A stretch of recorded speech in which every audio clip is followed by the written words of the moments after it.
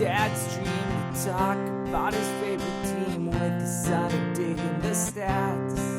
Come and join us, nerding on the Dbacks.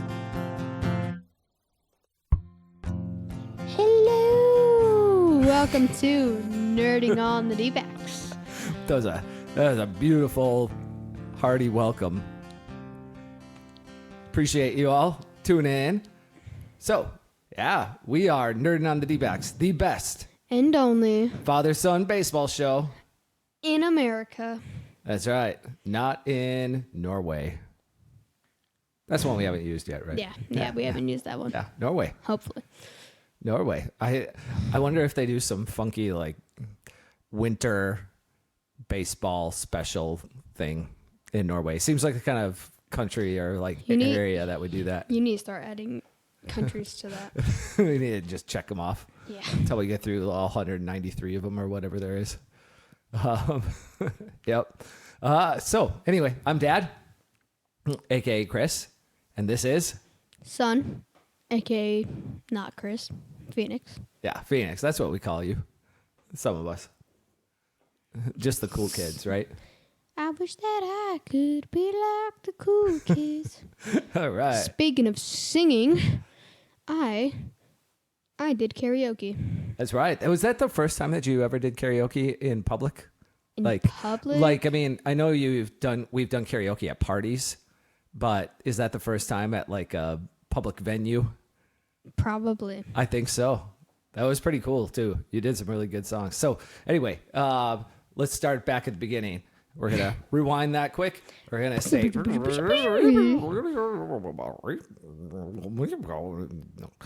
right. Hey, like, welcome to comment, subscribe, and channel your inner kindergartner, and share. that's right. We've been getting some raised numbers here last episode. So thanks for the last few episodes. So thanks for tuning in. Please do all those things. It really helps us a lot in getting more listeners. If you're joining us for the first time, rather than discuss individual games or even series, we kind of really take the time to look at the big picture. We're really nerdy around here. We talk lots of stats, but we try to make them approachable. I don't know if I do so well, but this kid keeps me in line on trying to explain all the numbers so that they make sense, because he doesn't know what a lot of this means. He's starting to, but he keeps asking me good questions about what everything means and how it pertains to winning and losing baseball games. And so it makes for a really fun discussion, and we hope you enjoy it. And let's get into what we did this past weekend, because we had a really busy, crazy weekend. Yep. First, yes, like you said, we went to a party at a local country club, and they had karaoke. And DJ. And a water slide. Yeah, and a water slide too. And while we were there, you did a couple of songs on your own, and then you did a song with your buddy, with one of your buddies that was there, and then you did a song with your little brother. You did 2 songs with your little brother Limerick. That was super fun to watch. All of those. We're not posting those on our... No? No. Those misters are so loud in the recording. They really are. It's crazy. It did not sound like that actually sitting there. But yeah, really neat. And then keep in mind, Limerick's only 4 years old. So him getting up there, when it got to the hooks of the 2 songs that you guys know, that he knows, he just started belting it out, just super loud, completely out of key. It was so adorable. Way to blast them. And then we did some night swimming. And I pulled the tent out. We did a backyard camp, as Wait. Hold on. as Limerick likes to say. 3, 2, 1. Camp out. And so we did the s'mores over the fireplace. He also really likes to say, the kids in L7, we need... That's right. We're raising this kid on a lot of Sandlot. He knows so many lines. He loves to quote it. So mine was Frozen, and his is Sandlot. Yes. I so feel embarrassed. We also we recently introduced Limerick to. we're really big playing video games together as a family here. Yes. And so we recently introduced Limerick to Sackboy, if you guys know what Sackboy is, and he loves playing it. It's so fun. Search it up. Yeah, it's Sackboy. It's a fun game for a family. So if you got little kids out there and you're looking for a game to play with them, Sackboy is absolutely incredible. He started calling me Sack Dad tonight. It was funny. He just called me brother. Yeah, no, he doesn't. He calls you Bubba. Yeah. Which is brother. Just a funny way of saying it. So let's talk some Dbacks. How about it? So far, they've been struggling in their fight to get to 500. You know what 500 means, right? It's like their record. They have the same wins and same losses. Yes, that's exactly right. And so you kind of want to hang around at least 500 for going into, I would say, the trade deadline. And it's just the National League has a lot of kind of mediocre to bad teams. So even though the D-backs are 4 games under 500 right now, they are only like 2 games out of a playoff spot. It's absolutely ridiculous. So it feels a little bit like Sisyphus. Do you know who Sisyphus is? A sissy. No, actually, he's a part of Greek mythology. I think it's Greek mythology. It could be. If that was a real person, that would be really hard. And what it is he was cursed at pushing a boulder. He had to push a boulder up a hill, and anytime that he like stopped or like lost his footing or anything like that, the boulder would just tumble because it was so big. It would tumble all the way to the bottom, and he had to like start pushing it from the very bottom all over again. And that's kind of what it feels like with the D-backs. It's like they get like. They win 2, maybe 3 games, and then they go and they lose 4, and they just fall all the way back. And then they need to start pushing that rock up the hill again. And did he ever make it? No, I know, and that I know this part of the season is a grind, and so we've got some developments though at least, and to talk a little bit about the D-backs fight to get to 500 here over the last couple of weeks since we did our last pod.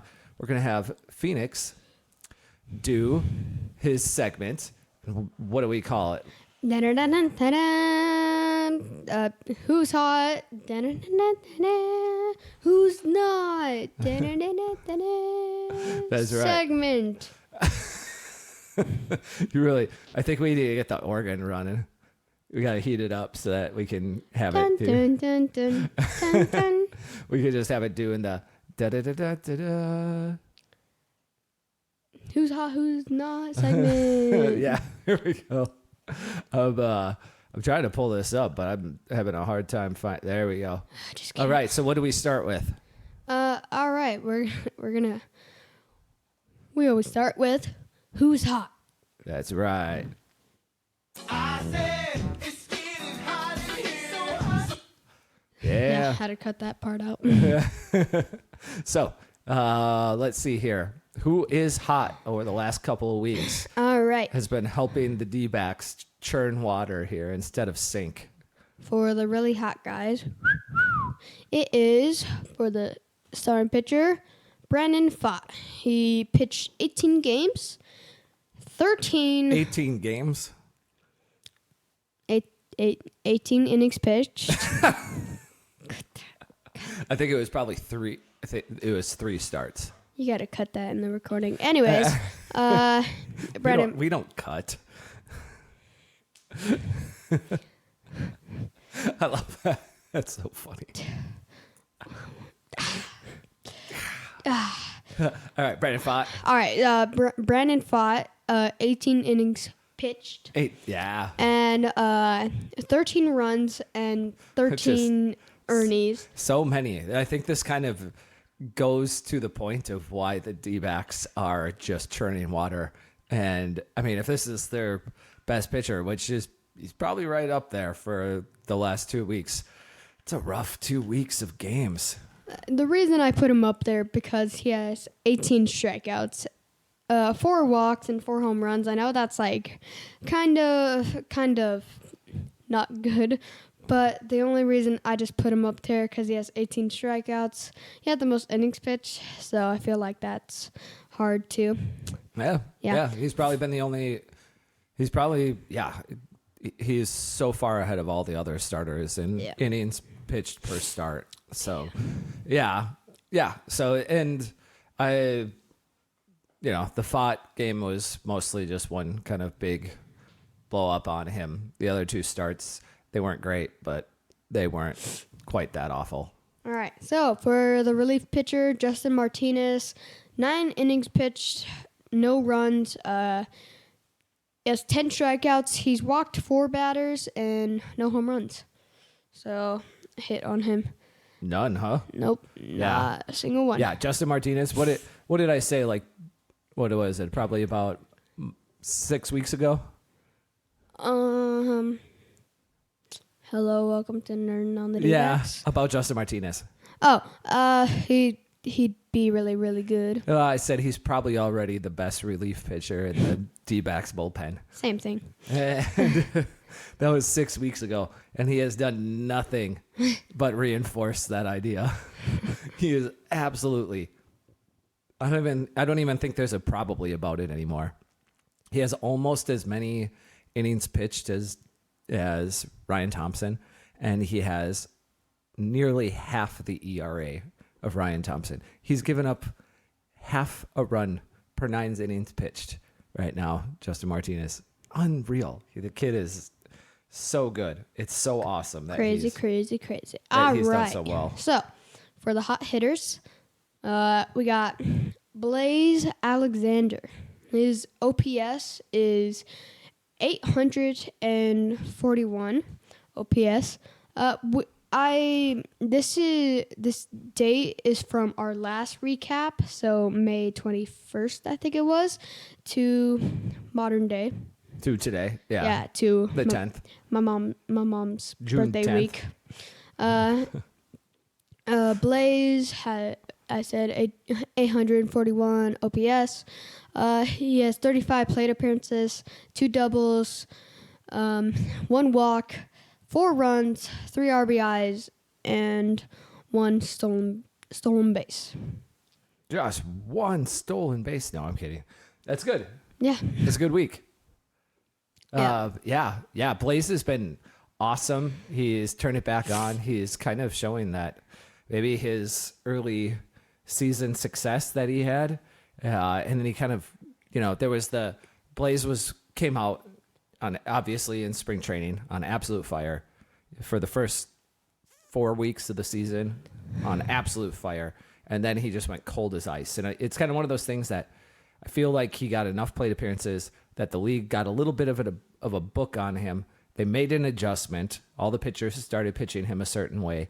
And Blaze has now the league adjusted to Blaze, and Blaze looks like he adjusted back to the league. And that's super impressive. Like, that's the hardest thing for most young players. Like, that adaptation of the constant cat and mouse game and keeping up with it when you're a hitter is the part where a lot of guys just never truly succeed to the level that you would hope to what their kind of base talent line is, because there are constantly going to be changes made to you. We are even seeing it with Corbin Carroll, and he's starting to adjust to it as well. Finally, it's taken him so long. We'll talk about that later, but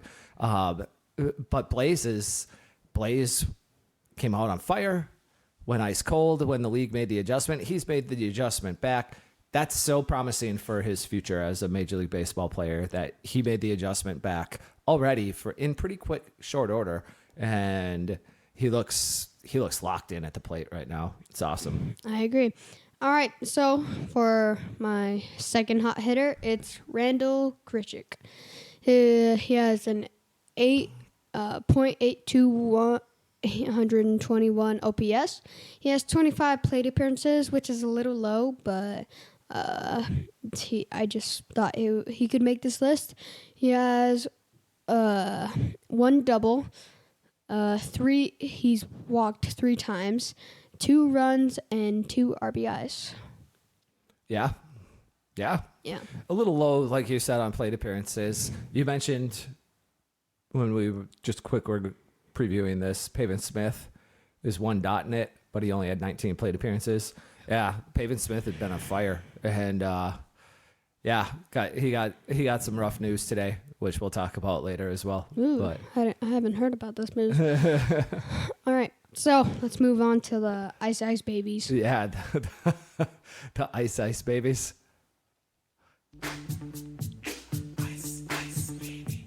That's those Ice Babies. Yep, Ice Babies.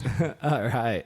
So who do we got here, Phoenix? Ice Limericks. All right, so for our starting pitcher, we got Jordan Montgomery. He's been not very good. He has 12 innings pitched, 16 runs, all earned, 9 strikeouts, 7 walks, 2 home runs hit on him. I don't know. My math isn't quite correct on this, but I want to say that is good for a 12 ERA. That's ridiculous. Over 3 starts, he's got his last 3 starts, he's got a 12 ERA. Like Yeah, I think you're right. Yeah. Yeah, that's rough. That is so rough. All right, continue on. All right. Sorry, it's really we're doing a late night show. So relief pitcher, we got Logan Allen. He's been okay. He has 8.2 innings pitched. He has 10 runs, all earned, 8 strikeouts, 7 walks, just like Jordan Montgomery, and 2 home runs hit on him, just like Jordan Montgomery. And actually, Logan Allen got even worse news than Pavin Smith. Logan Allen, I don't even think I put this in my notes, but Logan Allen got released yesterday. He got served his walk-in papers. So, good. I mean, that's how it happens, right? Yeah, unfortunately. He had looked good for a while, but his pixie dust seemed to wear off, and his last few outings were pretty ugly. Yeah. So let's talk about the ice hitters. So this guy has a streak for getting on the cold list. It's the one and only Eugenio Suarez. Yeah. He has a .505. You know what the most frustrating part about this is? I don't know if you remember this part, but this is the lowest OPS he has had during that 3 weeks. Well, it's really been 4 weeks if you consider how much actual time it's been. It's the 3rd time he's been on the list, but it's been 4 weeks. It's just been a whole season, frankly, of abysmal hitting performance from Gino. He has a .505 OPS, 59 plate appearances. He hit a triple, hit 2 home runs, walked 4 times, 5 runs, 6 RBIs, 1 stolen base. But the craziest part is he striked out 20 times through that whole section. Yeah, that's about I want to say if you round, that's like a 35% strikeout rate. That's not good. Yeah. Especially when you're only walking in like, I guess 7%, 6% of your plate appearances are a walk. That's not horrible, but you really want it to be higher than that. If you've got a 35% strikeout rate, you got to be walking like 10% of the time in order to make that work. Yeah. And he's nowhere near it. So, for the second Ice Baby, we got, or Ice hitter, we got Kevin Newman. Yeah. Tell the people his line. All right, so he's got a 525 OPS. You make that sound huge. He's got a 525 OPS. He's 50. Look at the size of the OPS. 52 plate appearances, 1 double, and he's walked once, 5 runs, 3 RBIs and 1 stolen base. Yeah, they both stole a base despite other struggles. The Kevin Newman thing was kind of easy to see coming. If you have Kevin Newman's 33, maybe 34-year-old shortstop, even his defensive numbers have started to come down a little bit, unfortunately. He's, I'm not saying that they should look at cutting him from the team, but he is, you could, like I said, you could see this coming. And if he continues to play like this here for too much longer, or I'm going to talk about Kevin Newman again in a bit, but maybe it is time to part ways. He played awesome for a stretch of baseball that the team really needed him. And now, just as we're on the eve of getting Geraldo Perdomo back, Kevin Newman has gone into his worst stretch of ball for the season. And this is probably, frankly, 525. That's probably closer to the real story than like the 750 or 780 or 800 or whatever it was that he had been putting up through the first like 2 months of the season. This is much closer to what his true talent level probably is, unfortunately. So that's, thanks for going over all those, Phoenix. That's awesome. Great info. I literally did that today. You have to do it the day that we record, otherwise the numbers get thrown off. I did that in like an hour. So in that you could tell just by like what the pitching numbers are like from our starting rotation. Brandon Pfaadt being the best pitcher and still sporting like a 6 ERA over that period of time is not ideal. And the rotation has taken a serious step back here with all the injuries are really starting to catch up now. And pitchers like Ryan Nelson and Slade Ciccone, and obviously Tommy Henry already, just everyone, Logan Allen, they're all starting to, their flaws are starting to get exposed more by teams. Teams are getting more looks at these guys. They're getting more video. They're finding their weak points and they're executing against them. And that just makes it really hard. Even like when Brandon Pfaadt went out there, he had to just kind of eat some innings because those other guys have been so bad that the bullpen can't come in and bail out Pfaadt if he's only able to go 5 innings. You got, if he's gone 5 innings and given up 2 runs, then they need to stretch him to 6 no matter what happens. And then he ends up giving up 4 more runs in the 6th inning. And his line going into the 6th inning was 5 innings, pitched 2 earned runs, nice performance. And then you got a 6 inning pitch with 6 earned runs. And it's just, So that's the kind of thing that goes on when you have so many poor starting pitching performances. It just starts to eat away at the bullpen, which starts to hurt all of the other starting pitchers as well, because they just have to pick up extra innings. And I don't really know what you do right now except for just hope that you can pull through. If you're the Dbacks, that rotation is rough. And it's kind of, I heard a statement on another podcast that was, I think it was the Talkin' Baseball podcast, actually, and in Norway from John Boy, and they said that I think it was Talkin' Baseball, and one of the guys made the comment, it's the D-backs are like the most average seeming baseball team in MLB, and I was like, I wonder how much validity there is to that, and so I went through and I took a look, and the D-backs offense to date this season, they rank 12th in Major League Baseball in WRC plus, as well as OPS. They're pretty much the same thing, Work Plus and OPS. It's just Work Plus is taking a little bit more into consideration than just OPS. But a lot of times those two rankings are going to be even.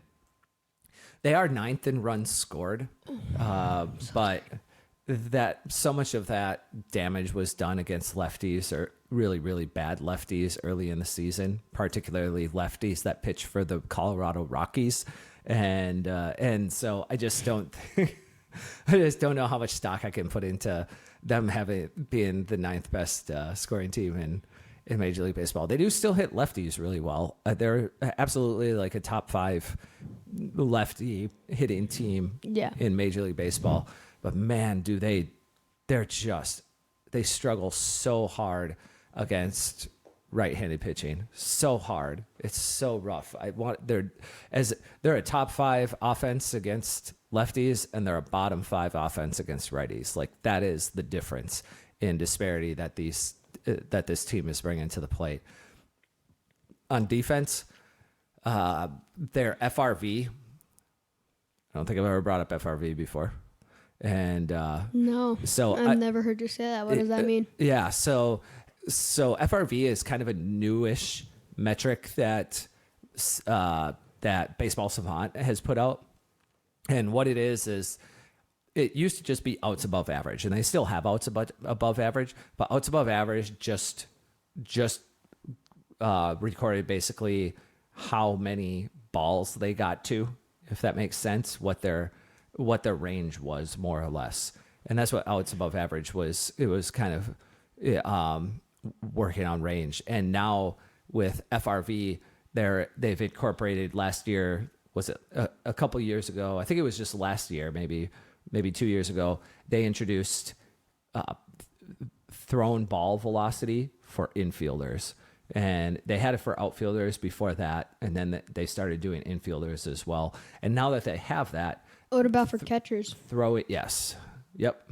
Was that before the outfielders or about after? Yes, catchers were before infielders. I don't know about before outfielders, but definitely before infielders. They were tracking that. Because catcher, you can get a pretty good... the problem with infielders is infielders have so many different speeds of throw, right?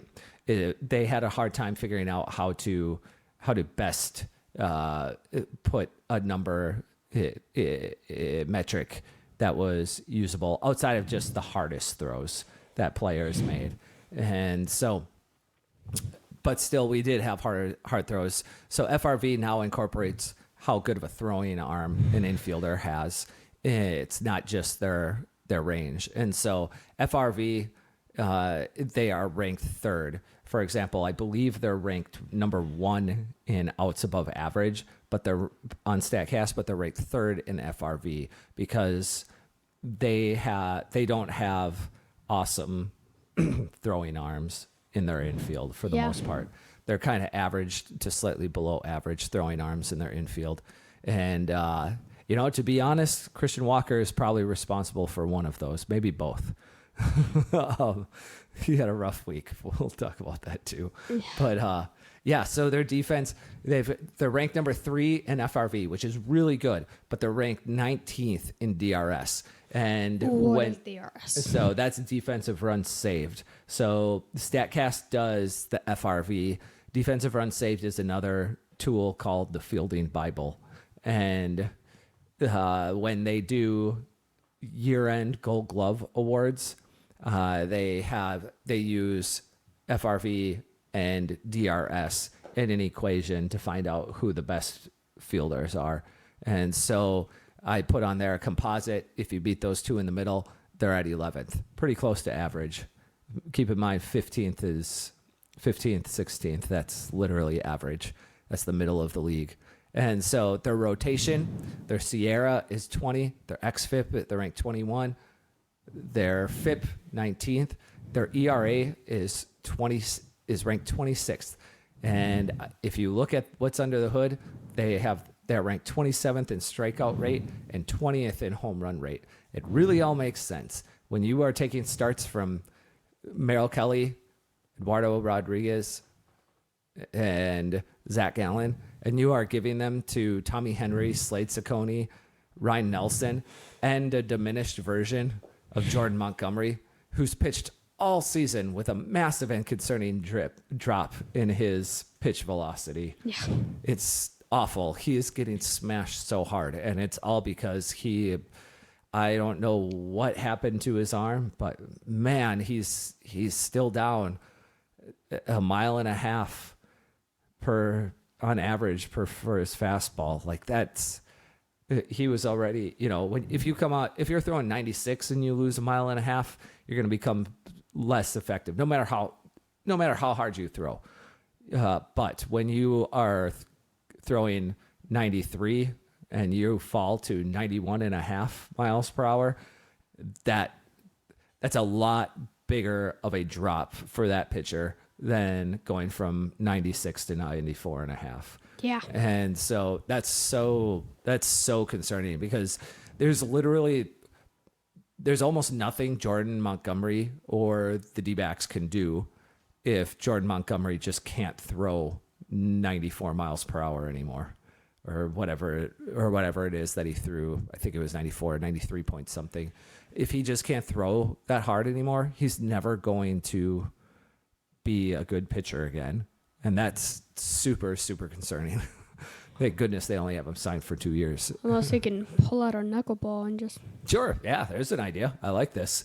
So, yeah, Montgomery. Yeah, and I don't really know what you do at this point if you're the D-backs, right? I mean, they've pulled up all the guys. They got Blake Walston up. They got Tommy Henry up. They got Slade Ciccone. They got Ryan Nelson. They're just trying to piece together as many innings as they can out of their starting rotation. And I mean, I don't know. It's such a tough spot. Like I said, they're getting so overexposed. The league has picked up on all the ways that you can smash them, and they're doing it at an ample clip. Yeah. And Kelly and Erod are still not that close to returning. I don't think either of them is likely to be back in June. And I don't think probably either of them. Sometime between like July 1st and July 20th, they'll probably make their debut. But man, that's a long way away. That's still like we've probably got a full month of baseball still to go ahead of us before Kelly and Erod return, roughly. And so, yikes. Yeah, it's going to be Gallen. Hopefully, comes back before the weekend or over the weekend. And that would be terrific. And then I think he's eligible to return on Friday. Maybe, yeah, I think it's on Friday. He can return. So I hope that happens. They need him back so bad. This starting rotation has gotten ugly in a hurry. This rotation, for all of like the hand wringing and like frustration vented in D-backs fan land, they're I got hiccups now. Uh-oh. we could pause if we need to. You could go get some peanut butter. Yeah, tip for all of you out there: if you don't know this, anytime you get hiccups, just go get a spoonful of peanut butter. They'll be gone in like 30 seconds. It's incredible. Or just scare somebody. Boo. Yeah, that doesn't work real well, but I scared it, didn't it? oh yeah. Frightening. Yes. Good. Petrified even. I got rid of your hiccups. You're welcome. Thank you. Yeah, so hopefully they can piece it together, but the bullpen ERA is actually quite a bit better than the rotation ERA. I think it's like about a third of a run lower than the bullpen's ERA is than the rotation's ERA. It's just been a rough go for that rotation. The bullpen doesn't look much better. Sierra ranks 28th. xFIP ranks 25th. FIP ranks 25th. ERA, they rank 23rd. Not too far off what the starting rotation is. And then here's the other part. This kind of is the underlying issue to all of it. Their K rate, they rank 28th out of the bullpen. They rank 27th as the starting rotation. Their home run rate, the rate at which they give up home runs, they rank 17th out of the bullpen, while their starting rotation ranks 20th. That's just kind of where the issues lie. Is just this team doesn't strike anybody out, and it's except for Justin Martinez. There's one. Kevin Ginkel. Now Kevin Ginkel's strikeout rate is so down. It's so down. Yeah, it's pretty much even Ryan Thompson, as good as he's been, doesn't strike anybody out. Bryce Jarvis, so concerning out of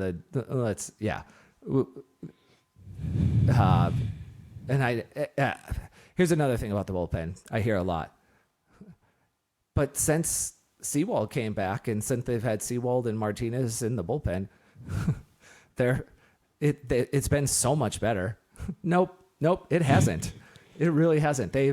These numbers, all those rankings that I read off, if you take it from the day after Paul Sewald returned from May 10th to today, which is about a month's worth of games, they're marginally better. Their Sierra is like ranks 25th instead of 28th. Their xFIP is like 24th instead of 25th. Their FIP is like 22nd instead of 25th. Their ERA is 20th instead of 23rd.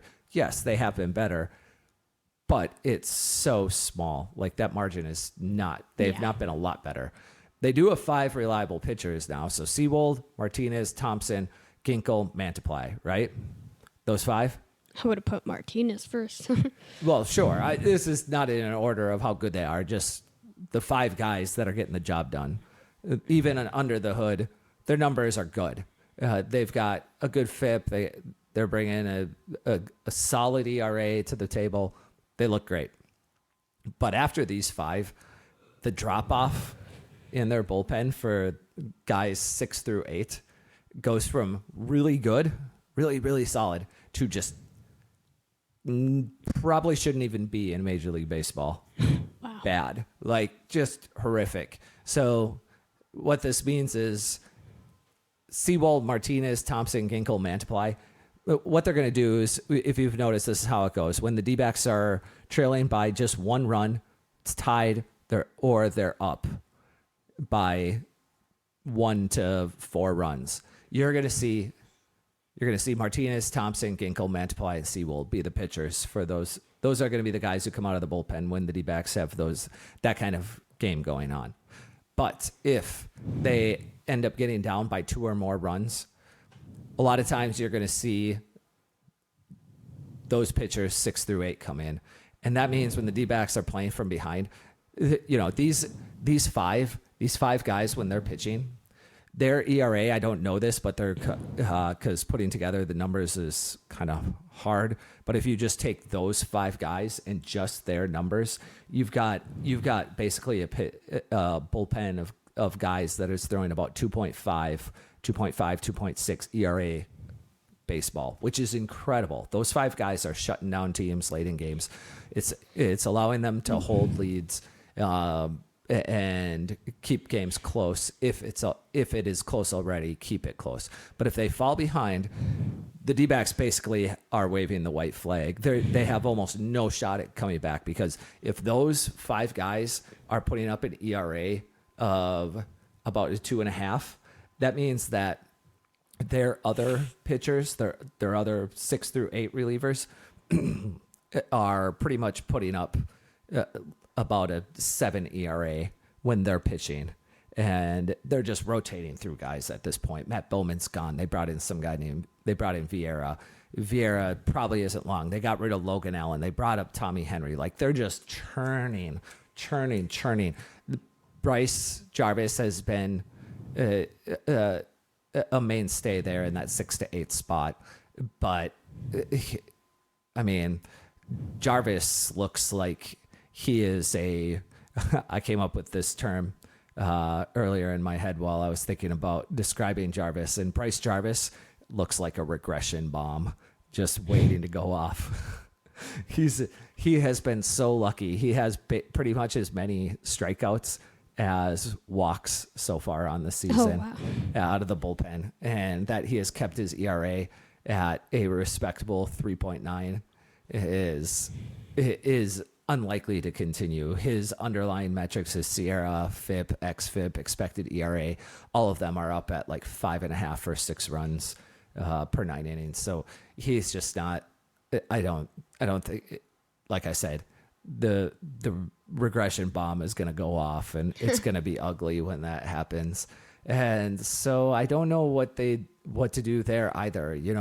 I still think they should call up Francisco Morales. They've been calling up everybody except for they're just churning. They're at a point where they're just churning guys through their bullpen, and giving Francisco Morales or Dakota Chalmers a shot out there to see what they can do, to see it. I mean, there's no doubt those 2 guys are going to strike out batters, right? Like, They're probably both going to be, I mean, frankly, those two guys, either of those two guys, if they were in the bullpen for the rest of the season, starting tomorrow, they would probably be the second and third best strikeout pitchers on the Dbacks staff for the rest of the season. Now, they're probably also going to be number 1 and 2 in walks, which is a problem, but at least they're going to strike guys out. It would be a different look. It would be something. I mean, we've talked about it all season. Dbacks need more strikeouts out of their bullpen more than anything else. They just need somebody who can come in with runners on first and third and 2 outs, who comes in and walks the first guy, and then he strikes out the next guy and doesn't let any runs in, because that's what these guys do. They don't give up much in the way of hits. They give up some home runs. They strike everybody out. They strike out or they walk, like half the guys that they face legitimately. And so I think that's it's a move I'd like to see at least one of those guys get a shot still. But you know, the bullpen, when they are close, when the game is close and late, it doesn't get much better than what the D-backs are bringing to the table. They're just absolutely horrendous when they're playing from behind, and they're just never going to come from behind victories if they can't get better pitching out of 6 to 8. That Padres game really showed. Right, that. Yeah, they got to what 4-3, and then that bullpen just can't hold anybody. It gets out of hand in a hurry. It goes from 4 runs to 6 runs to 9 runs. It's so fast. Speaking of that Padres game, Christian Walker on Saturday did not look like a Gold Glove like he used to be, and like he's. He used to be. This is the craziest thing. I actually this is how good Christian Walker is at baseball, okay? At playing defense at first base, right? Because you're right. I mean, if you didn't see the game on Saturday, Christian Walker picked a ground ball up to his right and turned to throw to second and threw the ball about 12 feet wide of second base. It was not even close. I mean, legitimately, the second baseman didn't even have he still went for it, but he really had no reason to try to go for that ball. Kevin Newman still, I don't know. I guess it's nice that he did.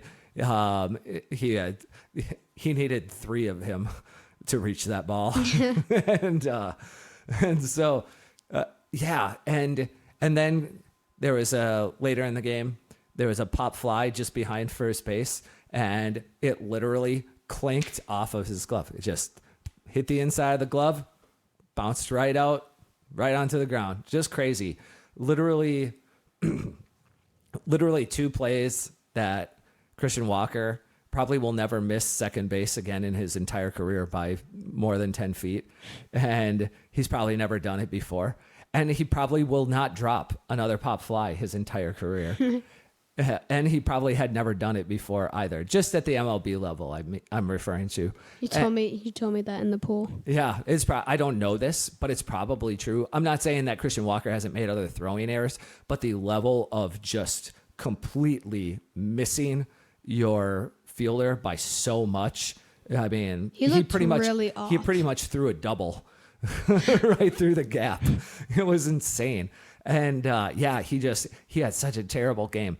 And here's the thing, even with that terrible game, he's still got the best first base defense numbers on the season of all of Major League first basemen. It's insane. Wow. He is that good. He's just absolutely incredible. That's what, like, that game stood out so weird. Like him, oh man, that was such a bizarre game by Christian Walker. And so I just want to take a moment to point out he just gave up like 2 runs in that game, 3 runs in that game. I don't remember how many he ended up scoring off of all that. And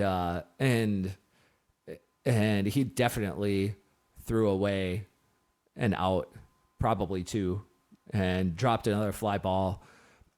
And that he is such a good defensive first baseman that even after making such 2 horrible run costing place, he's still the best first baseman in defensively in baseball, is insane.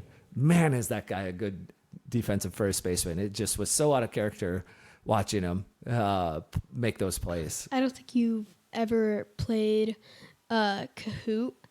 It's a game we play in the classroom a lot, and so like you have to like select this answer and it's on the screen, and if you get one wrong, like you drop a long ways. So it's kind of like he made a mistake, and it's like in Kahoot, like you missed an answer and you got it wrong, but you're still in the lead. Like you got to be pretty smart to still be in the lead. You banked so many correct answers that it didn't hurt you that much. Yeah, he's just. I mean, the other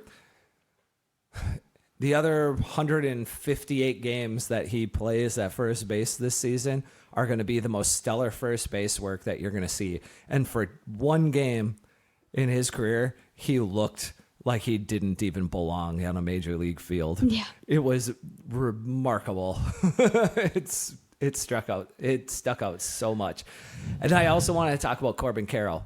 We've got some excitement from Corbin Carroll here in the month of June. Yeah. Which just 8 games so far. He's been decent. I'm not going to say he's been good because statistically, Not that good. no, not that good. Not even close to that good, but way better than what he had been through April. So he still has no power. He has 1 double in the month, but he has more walks than strikeouts so far in June, which is super cool.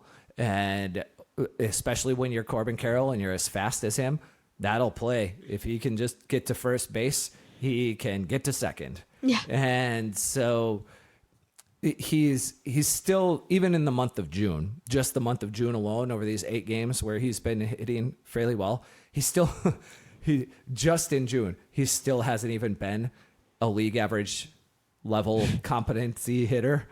He's still at a 92% of league average offense, but it is so far ahead of the 62 that he put up in March and April together. Yeah, and the 72 that he put up in May. He looked really bad in March and April.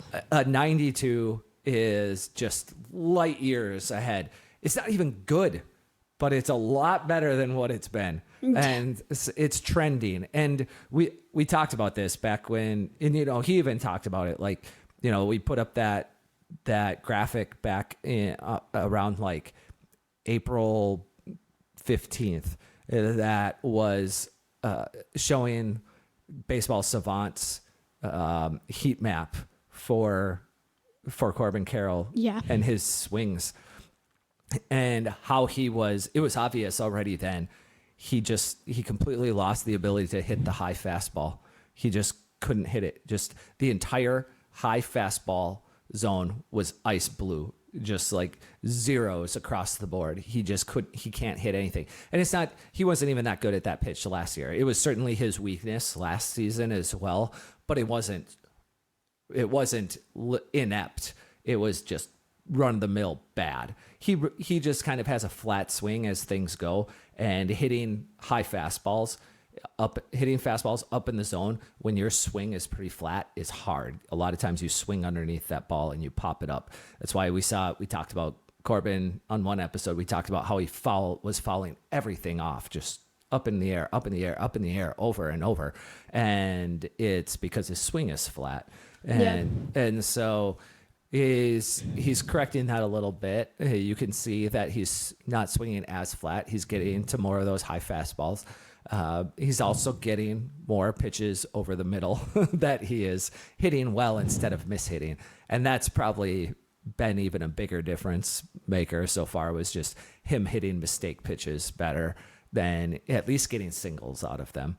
And so he's by no means out of the woods, but we said a month and a half ago. It's going to take time. A month ago, that it's going to take Yeah. time for him to adjust to his new swing of getting of not being so flat when he comes through the zone. That's a big adjustment for a player to make in the middle of a season, and Really big. really big. And so I don't think people appreciate how difficult making adjustments to major league pitching in the middle of the season is, because you don't want to tinker with your swing too much that you become literally unable to hit the baseball, like some players in history have done to themselves. And so that he's doing this in the middle of the season is an adjustment. You can see it's starting to pay off. I hope this isn't just like a hot stretch, and this is where he looks hot and gets himself to only below average offense Yeah. instead of terrible offense. So Corbin Carroll, he's coming, baby. I can feel it. He's gotten himself off of the cold list. That's a big one. Next is the hot list. That's right. Yeah, I could feel a tear coming. And then the last thing I really wanted to talk about was Geraldo Perdomo. Domo's coming back on Domo. Tuesday. Well, they said they were going to activate him. This was kind of strange. I didn't mention this to you. I thought this was kind of crazy. I posted on X earlier today that Pavin Smith has been optioned back to Reno. The announcement came out, and it was kind of nuts because I could not find anybody else who had even posted that announcement yet that he got sent down. I kind of wonder if our account was the first one that shared that Pavin Smith, the first account on X that put anything about Pavin Smith getting optioned down to Reno. I'm like, did we just break this story on X? So, what's crazy is he's arguably been the second best hitter on the team for the entire season. He's been the second best hitter on the team versus right-handed pitching, just right-handed pitching specifically. Ketel Marte obviously has been a better hitter than him, but Pavin Smith on a whole is got the third best OPS on the team right now, but not anymore because he's actually in Reno, and so he's been smashing right-handed pitching. And so this is kind of the part that hurts a little bit, is that what do the Dbacks struggle against most? What's their biggest weakness on offense? Right-handed pitching. Right, yeah. And Pavin Smith was looking really good in that lineup versus right-handed pitchers. The problem is he's an outfielder and a very mediocre outfielder at that, and a first baseman and a DH. And you've got Christian Walker, who's hitting right-handed pitching well enough, and his defense is so spectacular, as we just discussed. You don't want to sit him, especially against a lefty. Against a right. If you could sit him occasionally, but you don't want to sit him a lot. There's not a lot of reason to, and so there's not a lot of at bats to be had at first base. You're never going to put him in at DH unless you move. Well, they've already shown you're never going to put him in at DH against a right-handed pitcher. You've got Jock Peterson at DH against righties. I mean, Jock has been far and away the best hitter on this team so far this season, especially against right-handed pitching. But I mean, overall, right, his OPS has been outstanding. He's only hitting righties, but he's been outstanding. And so that leaves corner outfield, and well, you got a left-handed hitter in Jake McCarthy. You got a left-handed hitter already in Corbin Carroll. You don't really want to take either of those guys out. Jake's a better defensive player, and Jake's hit well enough that there's no reason to think that Pavin is a big upgrade with the level of defense you get from Jake. And that leaves Lourdes Gurriel. I mean, yeah, you could have Gurriel. Don't you even say it.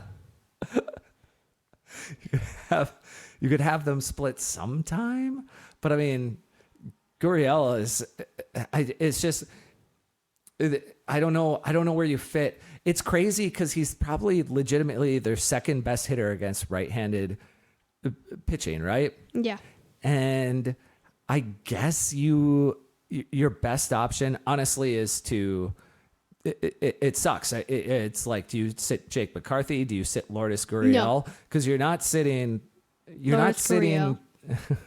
You're not sitting Walker or Peterson. That's it. So all you have is a corner outfield spot, if you want to get his bat in the lineup.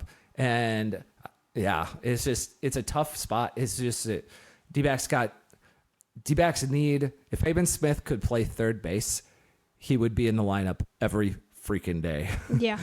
And that's not true. But he would be on a strong slide platoon with Eugenio Suarez. Maybe Christian Walker can go over to third base.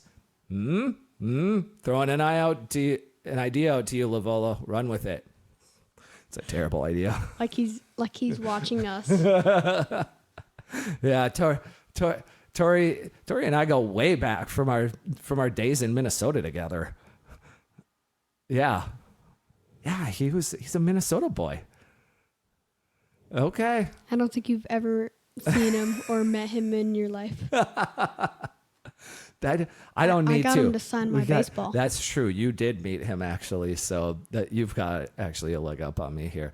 But anyway, so I remember the last thing I told him. Thank you.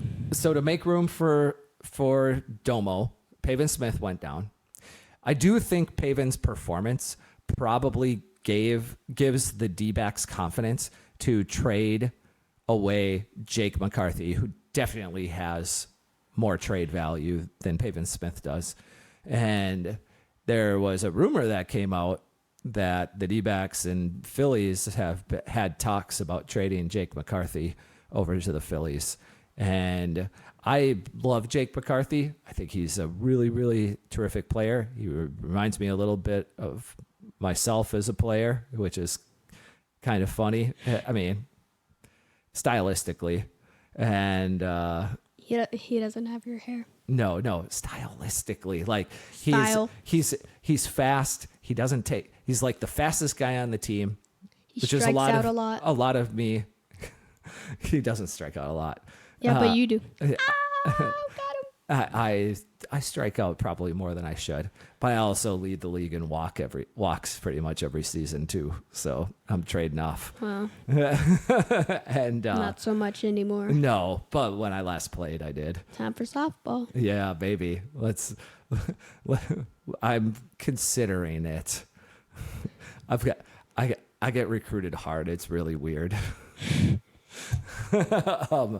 To play softball. I guess when you played hardball for so many years, people want you on the softball diamond instead. But I do think Pavin probably gives the team confidence in trading away Jake McCarthy to hopefully get get an infielder, which I don't think is really necessary, even though right now we could really use a better third baseman. I'll get into that here. But I think you have third base help coming essentially, and versus right-handed pitching, and then Suarez is well. So how do you? I think they could trade Jake, and they could bring up Pavin to be the other corner outfielder, and they can ride with Thomas and Carroll as your first and second choice in center field. And then Grichuk as kind of an emergency option at center field. I think they'd be just fine with that. And if you need an emergency, you've got Jorge Barrosa down in Reno ready to come up and play. And so I think you could get by without Jake McCarthy on the roster. I think it would be wise of them if they can get a good return for Jake to do it at the trade deadline. And I would definitely wait until Alec Thomas gets back, though, before I traded Jake McCarthy. And hopefully that's not too far off. And so what's the best use of Perdomo? Well, he probably goes right back to shortstop at the outset. Yeah, I talk all the time on this show about how Lawler You do talk all the time. Yeah. Well, speak up. Speak up. I did. Just now. Yes, you did. Good job. I You're do think that as much as I talk about Lawler being probably the future at shortstop as soon as like August of 2024. Yep. Domo is the best shortstop on this roster right now. Domo is his new nickname. Yeah. Yeah, absolutely. Not new. Not Per. Yeah, not Paradomo. Padama. I hope he eats more into Gino's playing time than he does into Newman's or Blaze's. Granted, Newman has been gone pretty cold here. Blaze has turned it on. I do think right now at this moment in time, Domo playing shortstop and Blaze playing third versus right-handed pitchers is probably your best bet.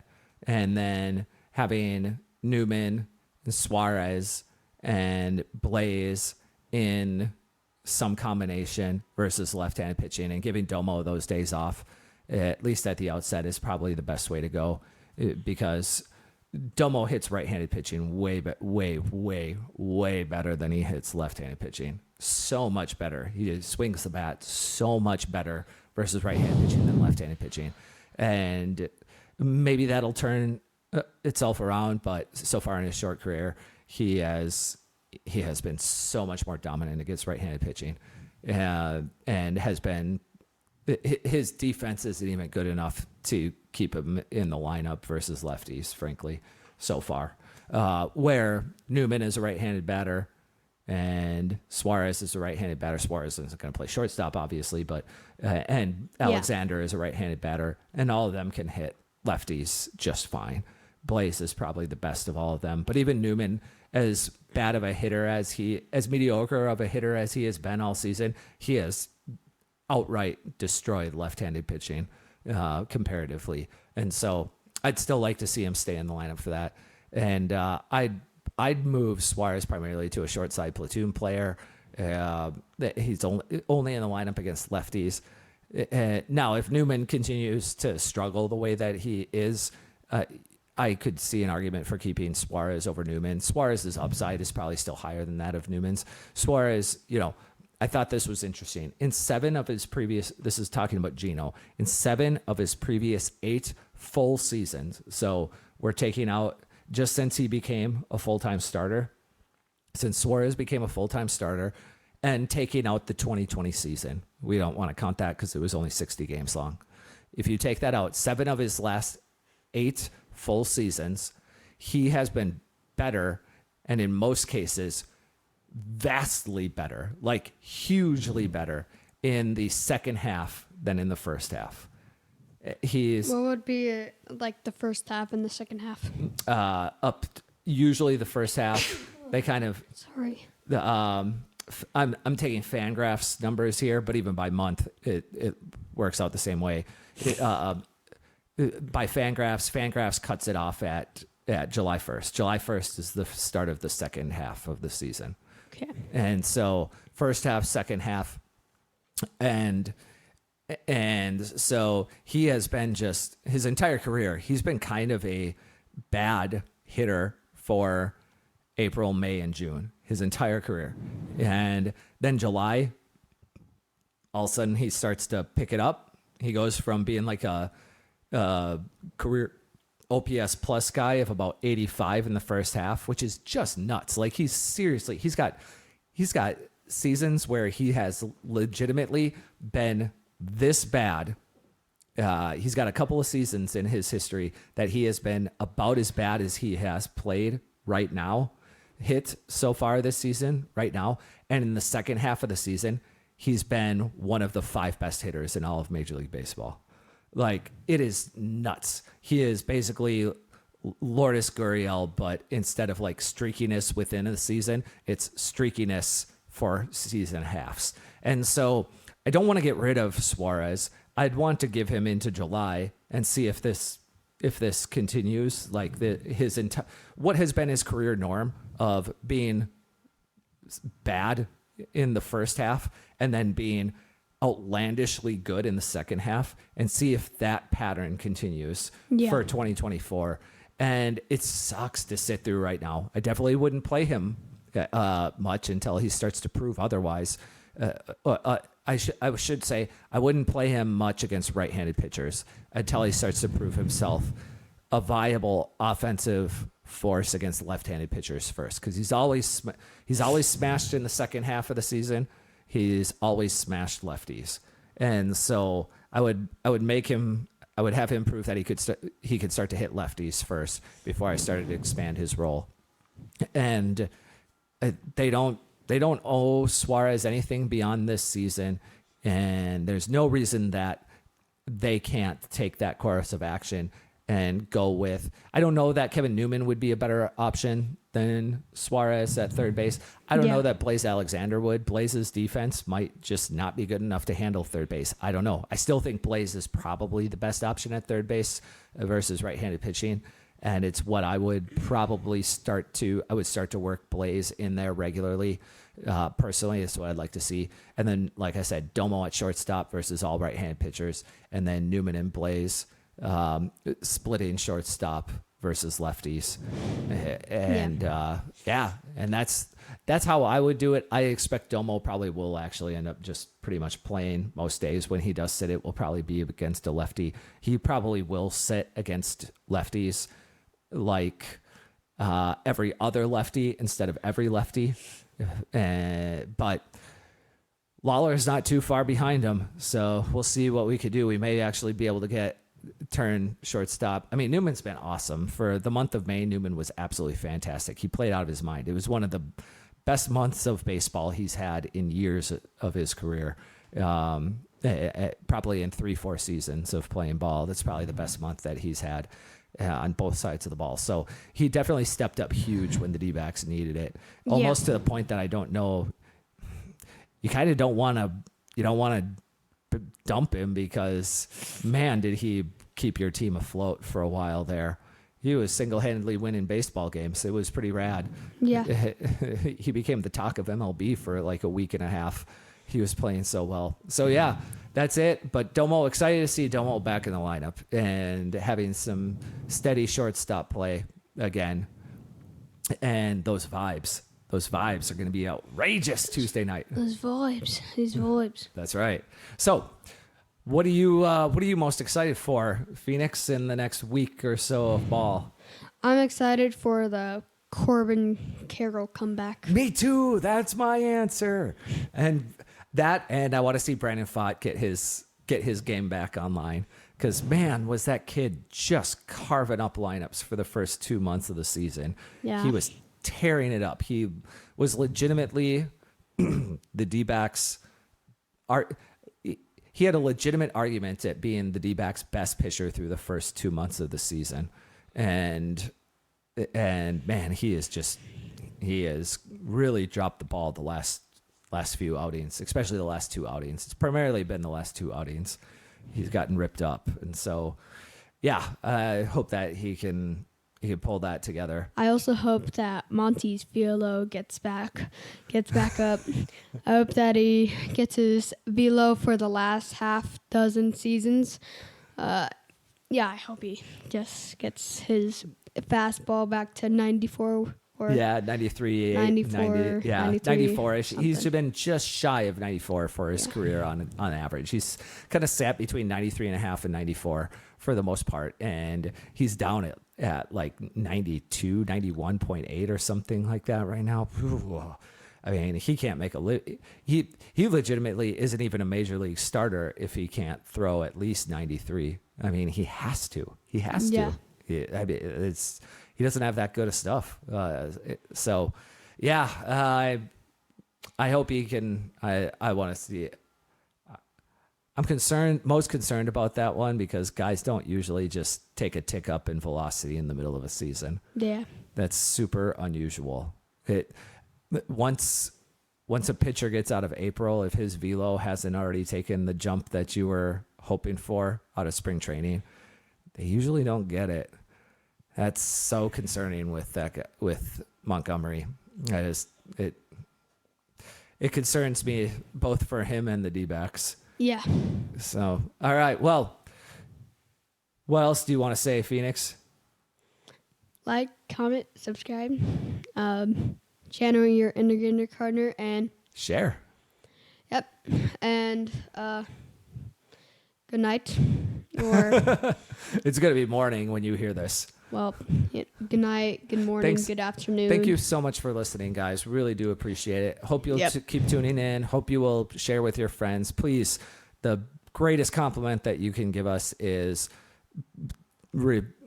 telling a friend or family member about this show and seeing if they get into the same goofy D-backs talk that you do and that we do. Yep. All right. A bigger compliment would be coming up to us in public. That's just Phoenix. That's not how I feel. I'd rather you just refer us to a friend or family member. Well, both. Yes, both of them would be great. So with that, we're gonna give a good Nerd Down the D-backs outro, and it goes like this. Da da da da da da. Nerding Da da da da da. on the Da da da da da da. D-backs. Woo! All right. Thanks. Bye. I found these on the ground from last episode.